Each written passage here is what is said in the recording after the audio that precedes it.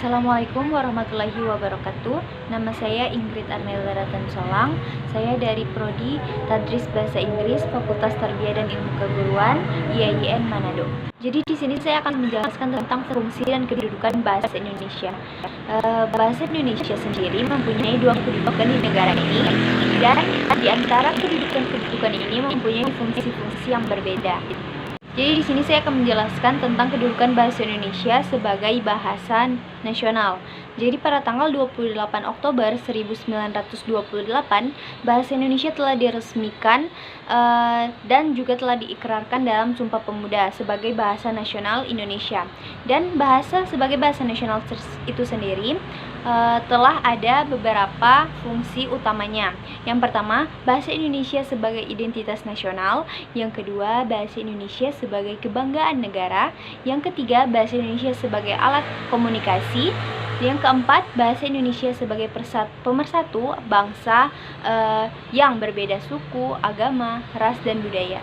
Ya, yang kedua sebagai bahasa negara. Berikut fungsi dari kedudukan bahasa Indonesia sebagai bahasa negara, hasil dari perumusan seminar politik bahasa nasional yang diselenggarakan di Jakarta. Yang pertama, bahasa Indonesia itu sebagai bahasa resmi kenegaraan. Yang kedua, bahasa Indonesia sebagai alat pengantar dalam dunia pendidikan. Yang ketiga, bahasa Indonesia sebagai penghubung antar pada tingkat nasional. Yang keempat, bahasa Indonesia sebagai pengembangan kebudayaan nasional dan teknologi.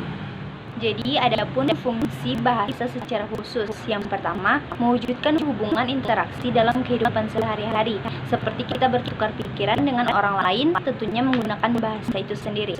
Yang kedua, bahasa sebagai seni dan sastra, yaitu sebagaimana kita membuat puisi, cerpen, dan lain-lain, kita harus menggunakan bahasa. Dan yang ketiga, mempelajari bahasa yang kuno agar kita mengetahui kejadian-kejadian yang telah terjadi di masa lampau. Dan yang keempat, sebagai metode dalam memahami ilmu pengetahuan teknologi atau iptek.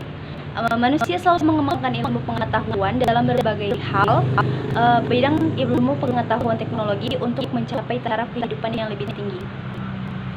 Ya, itulah sekian dari saya. Lebih dan kurangnya saya mohon maaf. Wassalamualaikum warahmatullahi wabarakatuh.